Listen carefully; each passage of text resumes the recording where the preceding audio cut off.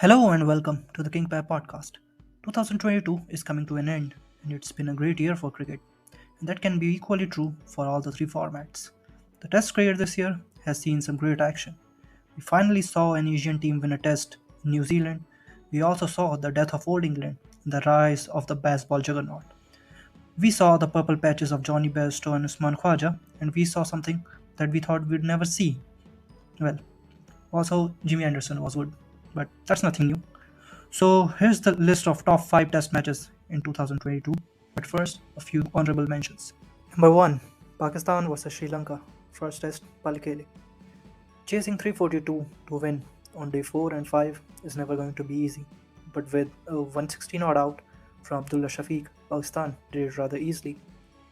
Number 2, Pakistan vs Australia. Second test, Karachi.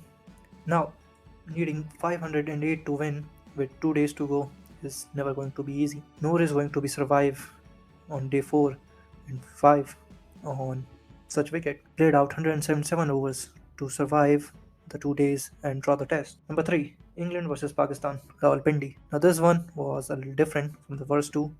The pitch was a flatty and England took complete advantage of that, scoring 500 runs in just 75 overs on day 1.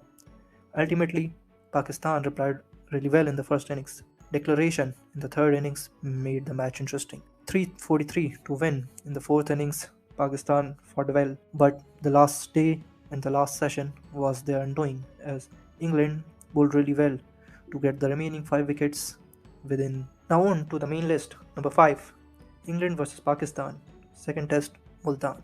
After a flat pitch in Rawalpindi, the Multan pitch had something in it for the bowlers, and the debutant Abrar Ahmed took full advantage of it, getting 7 wickets in the first innings. England, after a good start, were bowled out for 280.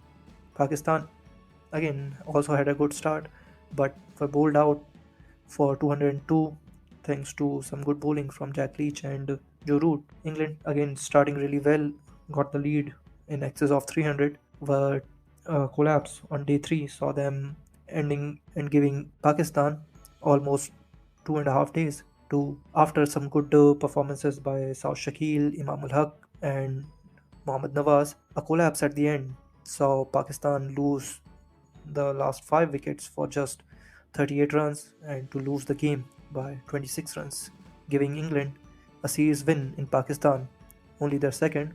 And number 4, Australia versus South Africa, first test, Gaba. Now this one is a little controversial, but the point is 5 sessions, 500 runs and 34 wickets is a really entertaining prospect to say the least, because we saw a wicket fell after every 13 runs and only 2 batters, that is Carl Varena and Travis Head, breached the 50-run mark, and it was all very entertaining, even though it ended rather quickly, but it still was fun for whatever it was. Number 3, New Zealand versus Bangladesh, first test, Mount Maunganui.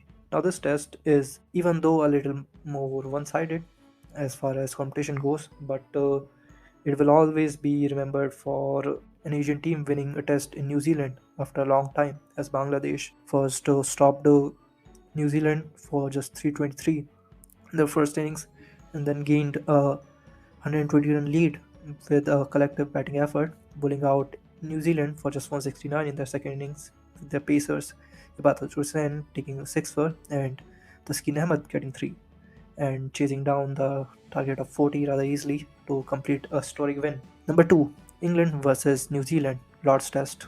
Now this one was interesting in multiple ways because it was obviously a very seesawing game. Sometimes it was this side, sometimes that, and it was also the first test that England were playing under Ben Stokes. First, we saw New Zealand collapse to 132 and England soon followed suit, collapsing to 141. The third innings saw multiple collapses around a 200-run partnership between Dale Mitchell and Tom Blundell. New Zealand were bowled out for 285, giving England the target of 277 to win the test. England, after losing a few quick wickets, fought back with Joe Root and Ben Stokes having a good partnership, and once Joe Root got stuck, he scored the 100 and took his team to victory on day 5. Number 1, Australia versus England, 4th Test, Sydney. Now, this one, even though it was kind of a dead rubber, was a pretty historic game as we saw a lot of great things happening. And this one is more for its visuals. Day 5, 1 wicket remaining.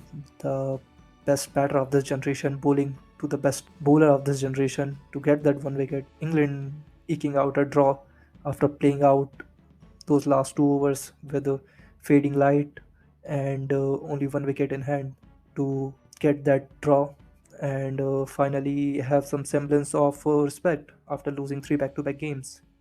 So that was the list. Let me know what you thought of it. And for right now, cheers.